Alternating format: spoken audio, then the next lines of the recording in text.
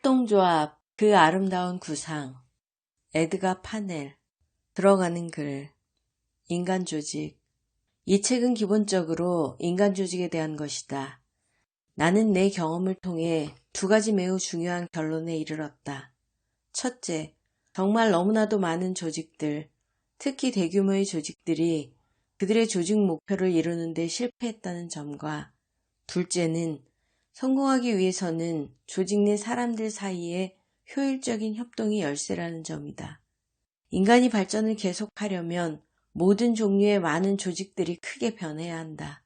이 책의 주요 목표는 많은 유형의 경제 사업체들의 성장과 발전에 내재해 있는 조직적 결함을 제시하는 데 있는데, 특히 경제적 협동에 기초하여 살펴볼 것이다. 많은 조직들은 근본적으로 변해야 하는데, 그러기 위해서 가장 중요한 것은 그들이 협동하고자 하는 욕구를 갖고 있느냐 하는 것이다. 아름다운 구상. 우리 대부분은 협동이 일상에서 유용한 실천이라는 점을 쉽게 받아들이고, 협동을 팀워크, 협력, 그리고 함께 일하는 것이라고 생각한다. 이 책에서는 협동을 일종의 인간조직 형태를 지칭하는 데 사용할 것이다. 나는 형식화된 조직 모델뿐 아니라 온라인상의 협력, 네트워킹, 그리고 비공식적인 협동의 다른 측면들을 포함한 덜 형식화된, 좀 더 자의적인 형식의 협동과 협력에 대해서도 말하는 것이다. 협동과 대척되는 단지 자신의 이기적인 관심만을 추구하는 방식으로는 일을 제대로 진척시키기도 어렵고, 우리가 아주 부자이거나 강력한 권력을 가지지 않고는 그것을 성취할 수도 없다. 그렇지만 협동은 이런 단순한 설명 이상의 무엇을 가지고 있다. 협동은 우리에게 더 균형 잡힌 삶을 가능하게 하고 더 평등한 형태의 경제 조직을 이루게 하는 기반이 되기도 한다. 아름답다는 말로 묘사할 수 있는 생각들은 거의 없지만, 협동은 그 개념의 간결성에서나 시너지 효과의 완벽한 이해라는 점에서 분명 아름답다. 협동은 개인과 집단의 요구 사이에서 균형을 잡아주고 부가가치를 내는 수단이 된다. 협동은 개인에게 혼자 애쓰는 일과 상호 간의 혜택을 주는 일을 결합시키는 것과 같이 함께하는 행동으로부터 보상을 얻게 하면서도 자기 결정권을 갖도록 한다. 협동에 대하는 경쟁이 아니라 고립된 행동이다. 사람들은 종종 경쟁하기 위해 협동하기도 한다. 협동이라는 개념은 많은 문제들을 풀 수 있는 멋들어진 해결책을 제시하기 때문에 정말 호소력이 있다. 그렇지만 협동을 실천하기란 결코 쉽지도 단순하지도 않다. 특히 대규모 협동이 필요할 때 더 그렇다. 단순한 개념들이 신비하고 미로 같은 설명 속에 묻혀버리면 우리는 자주 그 기초를 놓치고 그 핵심 개념에 집중할 필요가 있음을 받아들이지 않으려 한다.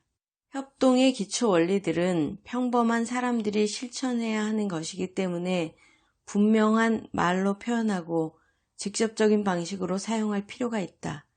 협동이 만병통치약은 아니다.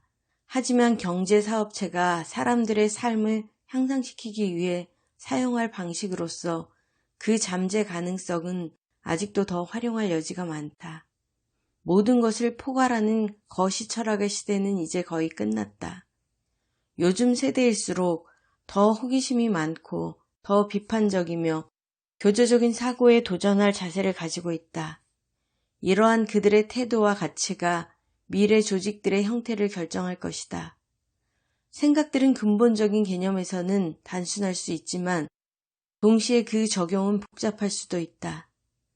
가장 기본적인 수준을 넘어서면 협동의 경우 특히 그렇다. 협동은 우리 생존의 필수 요소이고 거의 모든 사람들이 그들의 일상에서 이런저런 형태로 협동을 실천하고 있다. 경제적인 협동. 역사 속에서 어떤 행위들은 늘 개인보다는 집단으로 이루어졌다. 왜냐하면 그렇게 하는 게 더 바람직하고 경제적이었기 때문이다. 흔히 그런 행위들을 일컬어 형식에 얽매이지 않는 협동이라고 한다. 초기 협동조합들과 같은 좀 더 형식화된 협동의 유형들이 18세기에서 19세기 사이에 나타나기 시작했다. 이들은 회사의 자본을 끌어들이는 수단으로 등장한 주식회사가 활성화된 시장의 무절제한 이기적 행위들에 맞대응하며 나타난 것이다. 지금은 유명해져 있지만 로치데일 협동조합 모델이 당시에 발전할 수 있었던 이유는 그리 성공적이지 못한 많은 노력들을 경험한 뒤였기 때문이다. 이 선구적인 협동조합 판매장이 만들어진 뒤부터 로치데일 협동조합 모델을 비롯하여 이로부터 파생된 모델들이 전 세계로 퍼져나갔다. 독일에서 거의 비슷한 시기에 라이파이젠 신용협동조합이 만들어졌고 이 역시 빠르게 퍼져나갔는데 특히 농촌에서 빠르게 퍼졌다. 적어도 전 세계 인구의 절반은 어떤 방식으로 협동하거나 서로 돕는 활동에 관련되어 있거나 혹은 영향을 받았을 것이다. 대부분의 사람들은 협동조합과 상조조합들이 자신들에게 공정한 거래를 제공하는 것을 알게 되면서 형식화된 경제적 협동을 처음 경험하지만 그 가운데 많은 사람들은 그것이 좀 더 공정한 사회를 위한 기초를 제공할 수도 있다는 사실도 알게 된다. 사람들은 지금 세계가 안고 있는 가장 급한 문제를 풀어나가는데 협동이 보다 광범위하고 중요한 역할을 할 수 있을 것이라고 꿈꾼다. 협동조합